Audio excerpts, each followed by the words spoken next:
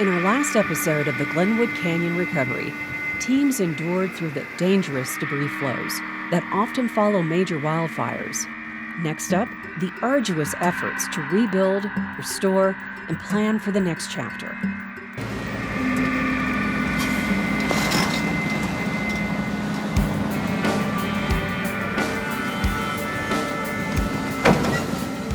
Small storms produce big debris flows, but the really big one, I believe it was August 1st, was like a 100-year storm. It was really big.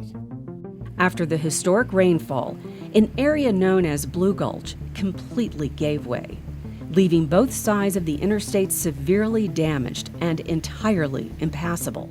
You know, the night we were already closed because it was small debris, so luckily, there was not traffic and that, and we got the call that, oh yeah, there's, this huge debris flow came down. We're like, okay, so we'll go look, we were coming around the corner and saw Blue Gulch, and I was like, okay, yeah, this is a different level of destruction.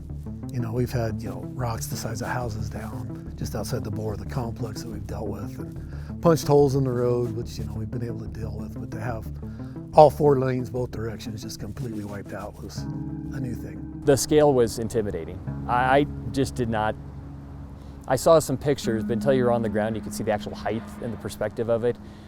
I had no idea. I was like, this is going to be several months. There's no scenario I thought that this could be back open. Looking at the damage when it happened, there was no getting around that this was very real damage, right? This wasn't a pothole, right? This was a gaping wound in the highway, and you can't just put traffic safely on something that can't sustain it. So, balancing the magnitude of the damage with the magnitude of the impacts for every hour, day, week that it's closed was something we had to reconcile with in real time. Refusing to skip a beat, CDOT crews dove straight into the aftermath. By that afternoon, a non-stop convoy of haulers had cleared 135 truckloads of the heavy mud and fractured rock. Fortunately, the protective berm built during the 2020 Grizzly Creek Fire did its job, redirecting the worst of the debris flows away from the Hanging Lake Operations Center. I watched the debris flow run down the channel, and I watched the berm work, and it was really rewarding to see that it had worked as we had hoped. This center is vital as it provides live traffic monitoring, emergency response coordination, and communication services for much of western Colorado. While the Operations Center was safe, the challenges persisted throughout Glenwood Canyon. The Colorado River was choked with debris, disrupting its flow and threatening nearby I-70 bridges and retaining walls with fast-moving water. To prevent further damage, CDOT maintenance crews mobilized immediately. They worked around the clock to carve out a pilot channel, a temporary river path to stabilize the area and safely redirect water away from the critical infrastructure. For more than 20 days, Interstate 70 remained completely paralyzed. Reopening the highway by late August required a monumental effort, with crews working around the clock to clear nearly 33,000 truckloads of debris. The Highway Administration just approved more than $11 million in immediate money to repair the work, or I should say for repair work on I-70 through the canyon. CDOT says the money will help remove the mudslide mess, stabilize the slopes above, and assess all that damage to the interstate. Following the catastrophic Blue Gulch flows, CDOT shifted its focus to long-term resilience.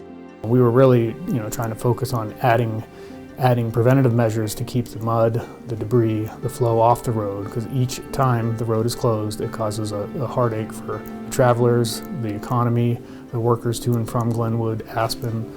Emergency engineering projects launched across the canyon, not only restoring the severely impacted Colorado River, but adding critical protective armor.